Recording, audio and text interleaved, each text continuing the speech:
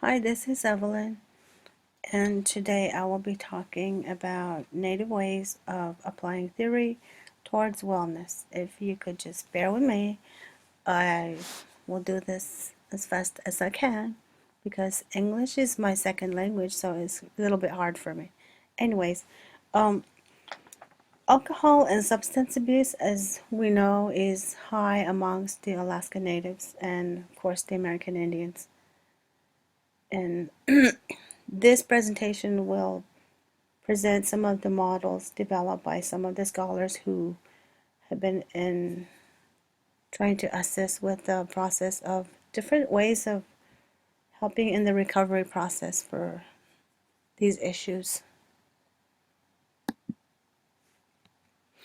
And just some of the statistics that I found are here, and it mentions Alaska Natives' early onset of intoxication is at 11.5 years of age, which means that kids at this age, around about this age, start to become exposed to alcohol.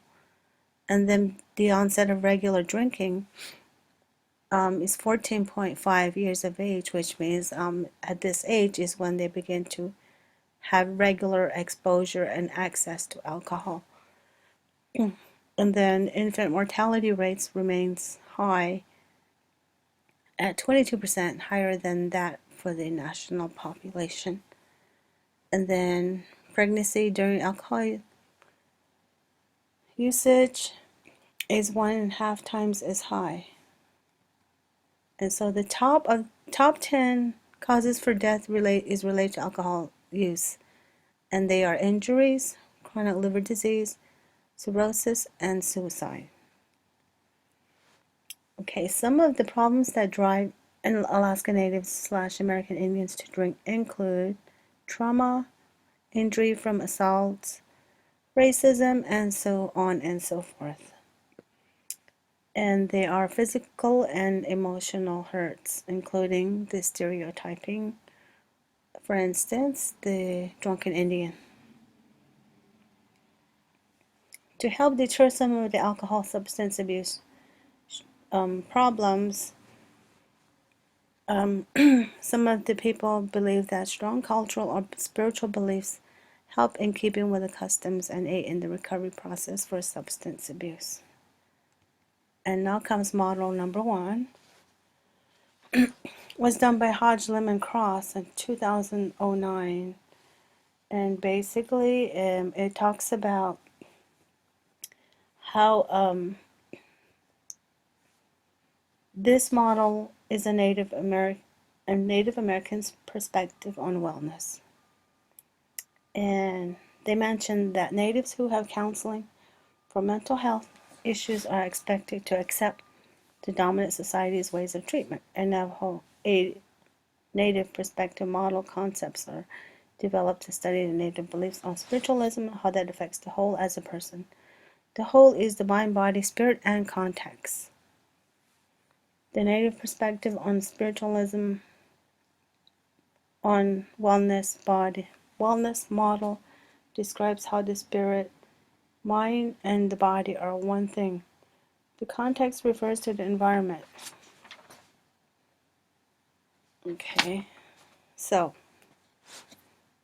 that's that model. Okay, model number 2, B, was done by Hazel and Mohat 2001, and it basically mentions that there's a study that was done where they used Alaska Natives as part of the participants in the project. And the study involved focus groups that were charged with defining alcohol usage in spiritualism and culture. They learned from these focus groups that each of these components meant to them. For instance, spirituality is viewed as an integral component of culture and spirit development, and which is essential to self-identity. This process is an opening to what the Yupik referred to as Ilam Inga, the eye of awareness or eye of the universe, God, or cosmos. to meet one's real self in relationship to the world around.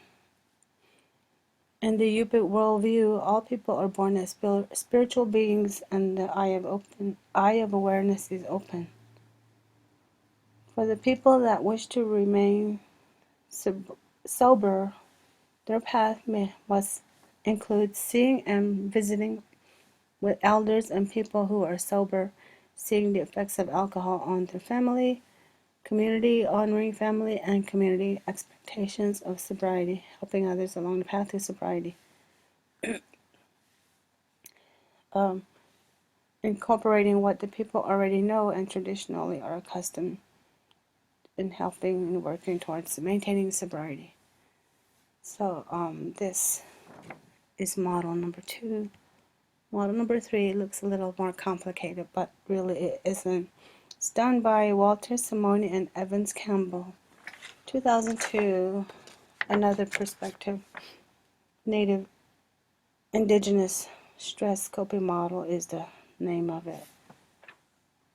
And it incorporates cultural factors and trauma, including historical trauma.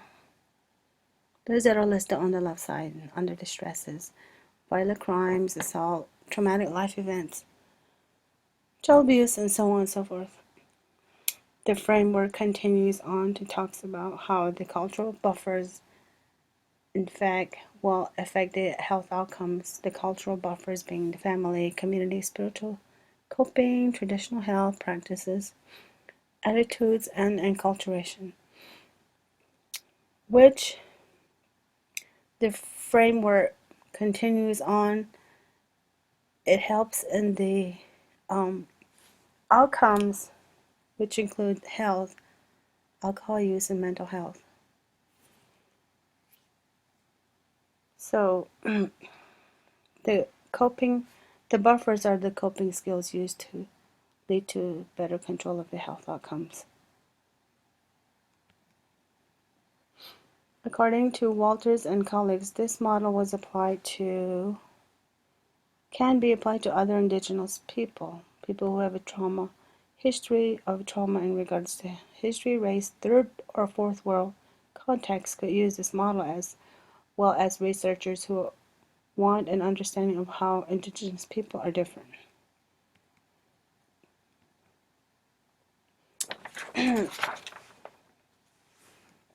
Okay, so